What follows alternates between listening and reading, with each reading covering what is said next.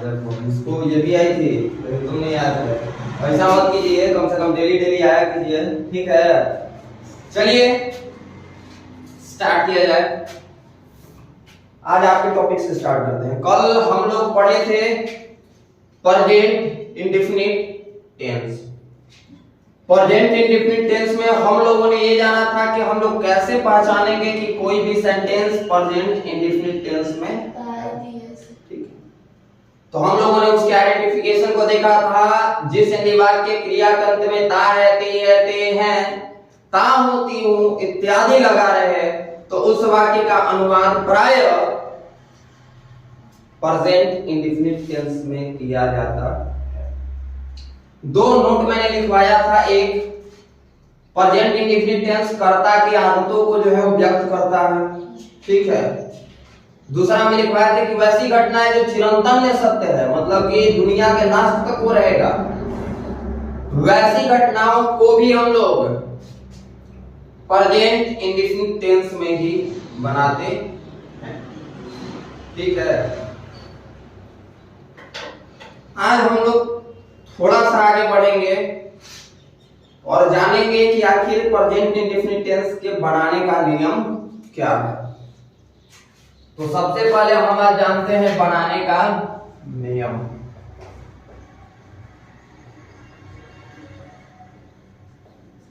बनाने का नियम नंबर फर्स्ट, इस टेंस के वाक्यों को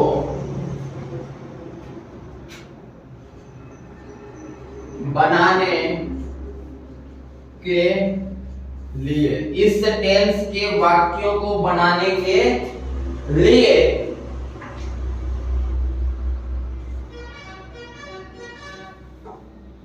क्रिया के, ये कौन सा सेंटेंस है पता है? ये कौन से सेंटेंस की पढ़ाई हो रही है? अफर्मेटिव, ठीक है। इसके बाद पढ़ाएंगे नेगेटिव, इसी का नेगेटिव, ठीक है। और इसके इसको समझने में नेगेटिव में कुछ है नहीं, नेगेटिव में है लगाना रहता है बस। वही ना बोलना, इसमें है, वो सिंपल टेंस जैसा नहीं है। इसमें नेगेटिव में बहुत सारे रूल्स बदल जाते हैं। इस टेंस के वाक्यों को बनाने के लिए क्रिया के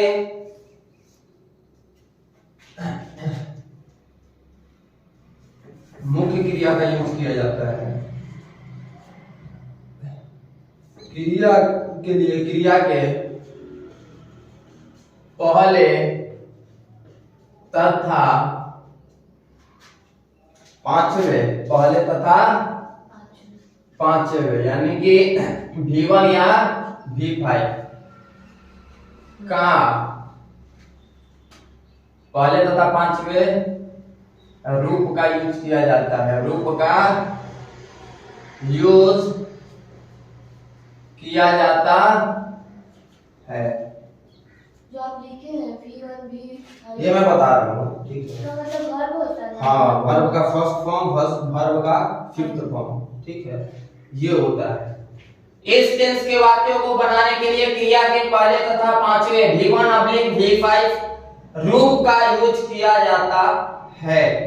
नंबर सेकंड अगर देखा जाए तो सेकंड नंबर में हो जाएगा थर्ड पर्सन के सिंगुलर नंबर, फर्स्ट पर्सन के सिंगुलर नंबर के कर्ता के साथ, फर्स्ट पर्सन के सिंगुलर नंबर के कर्ता के साथ, यानी कि थर्ड पर्सन के सिंगुलर नंबर के कर्ता के साथ। तो थर्ड पर्सन का सिंगुलर नंबर कौन हुआ? ही, सी, इट या कोई सिंगल नेम, ठीक है। तो थर्ड पर्सन के सिंगुलर नंबर के कर्ता के साथ V5, किस चीज का? वर्ब का फिफ्थ फॉर्म का V5 तथा बाकी अन्य सभी कर्ताओं के साथ, बाकी अन्य सभी कर्ताओं के साथ, सभी कर्ताओं के साथ किस चीज का यूज होता है? V1 का यूज किया जाता है, जिससे वाक्य की बनावट निम्न प्रकार हो जाती है। स्ट्रक्चर क्या है? अगर स्ट्रक्चर की बात करें, ठीक है, स्ट्रक्चर आपका हो जाएगा subject plus V1 अबलिंग V5, subject plus V1 अबलिंग V5 plus object अगर है तो यहाँ पे OBZ कर दीजिए और प्लस कर दीजिए फुल स्टॉप, ठीक है। समझ में आ रहा है राहुल? थोड़ा बहुत नहीं, थोड़ा बहुत, ठीक है, समझने की कोशिश कीजिएगा। बहुत बेहतरीन है इंग्लिश अगर अपने आप में पढ़ा जाए तो। कल सबसे पहले मैंने इसका जो है वो पहचान बताया था कि जिस हिंदी वाक्य के क्रिया के अंत में ता है, ती है, ते है, ता हूं, ती हूं इत्यादि रहे, तथा साथ ही साथ मैंने ये भी बताया था कि प्रेजेंट इंडेफिनिट टेंस कर्ता यानी सब्जेक्ट के आदत को प्रकट करता है। जैसे वह आम खाता है तो केवल आज नहीं खा रहा है, उसका आदत है खाने का। मैं पढ़ने जाता हूँ तो केवल स्पेशली आज नहीं जा रहा हूँ सर, मेरे जो है वो स्कूल जाने का मुझे आदत है। समझ पा रहे हो ना?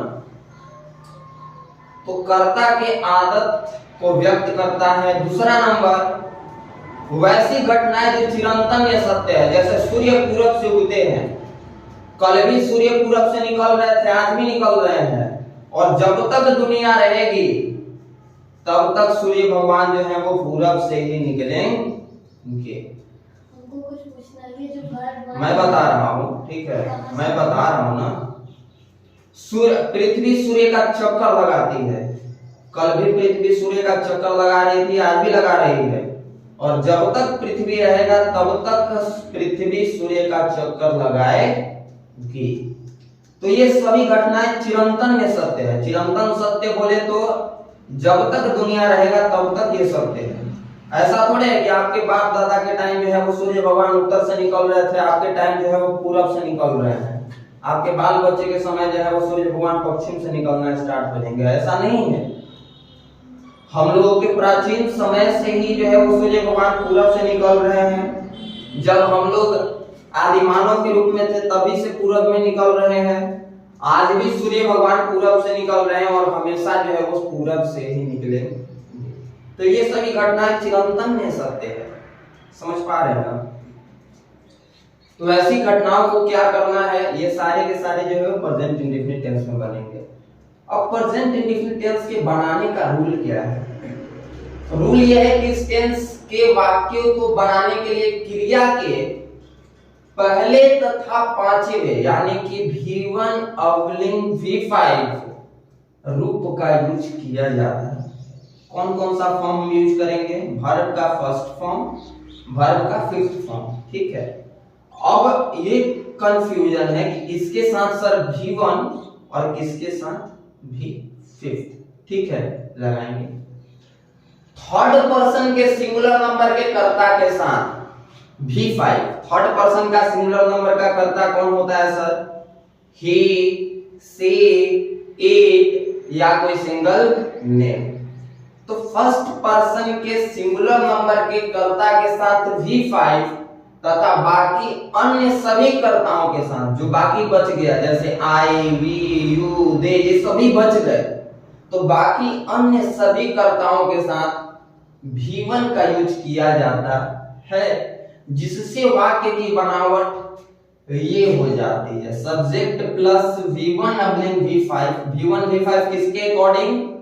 सब्जेक्ट के अकॉर्डिंग, ठीक है। अगर सब्जेक्ट थर्ड पर्सन का सिंगुलर नंबर है तो V5, और अगर दूसरा कोई है, मतलब थर्ड पर्सन के सिंगुलर नंबर को हटा के कोई दूसरा जो सब्जेक्ट है तो वहां पे भी first, okay. Subject plus V1 अबलिंग V5 plus object plus full stop. Subject plus V1 अबलिंग V5 plus object plus full stop. Sir कैसे? एक तो एग्जांपल दीजिए सर। V5 बोले तो क्रिया में जानते हैं क्या लग जाता है, एस या ईएस। आप लोग जब छोटे होंगे तभी आप लोगों को सिखाया गया होगा कि एस और ईएस का यूज कैसे किया जाता है। जैसे ग्लास को हम लोग ग्लासेज लिखते थे, हाउस को हाउसेस लिखते थे कि नहीं लिखते थे जी। तो वर्ब का फिफ्थ फॉर्म का मतलब कि क्रिया में क्या लग जाएगा, एस या ईएस। जैसे प्ले है तो प्लेज हो जाएगा, समझ पा रहे हो ना। इट है तो इट्स हो जाएगा। जैसे तुम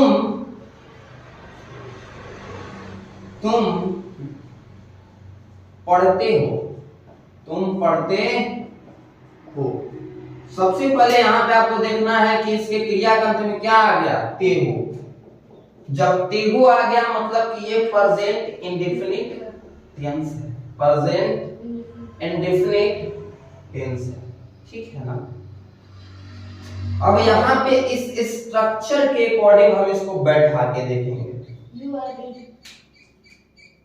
सब्जेक्ट यहाँ पे यू हो जाएगा सर, होगा कि नहीं होगा बताइए, यस और नो होगा। सब्जेक्ट यू हो गया।